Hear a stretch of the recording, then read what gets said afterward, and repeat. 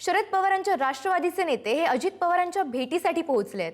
रोहित पवार आणि अमोल कोल्हे हे अजित पवारांकडे भेटीसाठी दाखल झाले आहेत. पिंपरी चिंचवडमध्ये दोन्ही राष्ट्रवादीची गुप्त बैठकही पार पडली. जागा वाटपाबाबत अजित पवारांसोबत या बैठकीत चर्चेची शक्यता आहे.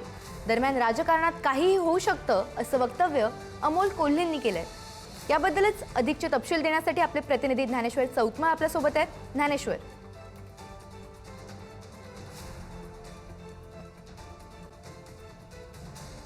अजित पवारांच्या भेटीसाठी रोहित पवार आणि अमोल कोल्हे ज्यांच्यावर पिंपरी चिंचवड महानगरपालिकेची जबाबदारी आहे, हे दोन्ही नेते अजित पवारांना भेटण्यासाठी पुण्यातल्या अजित पवारांच्या निवासस्थानी दाखल झालेले आहेत. जिजाई बंगल्यात अर्थात अजित पवारांच्या घरात या तीनही नेत्यांमध्ये सध्या बैठक सुरू आहे. दोन्ही राष्ट्रवादी ह्या सध्या एकत्र येणार आहेत, पुण्यामध्ये देखील आणि पिंपरी चिंचवडमध्ये देखील. आणि पिंपरी चिंचवडमध्ये हे सगळे नेते जागा वाटपाच्या संदर्भानं कशा पद्धतीनं आपल्याला लढता येईल यावर चर्चा करताना बघायला मिळतात. सगळ्यात महत्वाचं म्हणजे या दोन्ही पक्षांची युती होत असताना कोणाच्या वाट्याला किती जागा येणार या सगळ्या मुद्द्यांवरती सध्या इथे खल सुरू असल्याचं आपल्याला बघायला मिळतंय.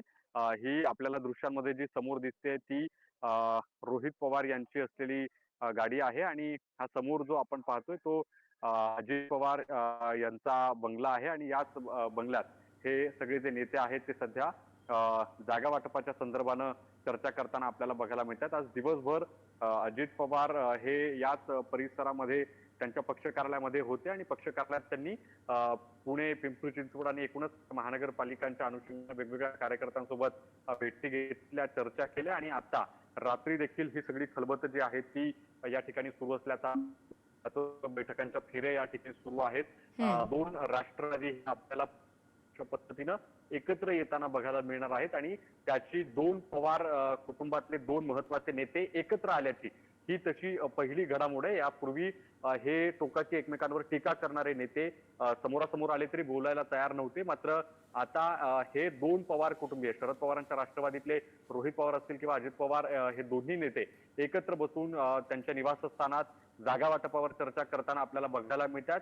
या दोन्ही पक्षांमध्ये युती होणार हे जवळपास निश्चित झालेलं आहे. आणि अशात या सगळ्या बैठकांचं सत्र ज्या जागा वाटपावरून सुरू आहे ते गेल्या जवळपास पाऊण तासापासून शिवाजीनगर मधल्या जिजाई बंगल्याच्या आतमध्ये सुरू असल्याचं आपण बघावं लागणार आहे.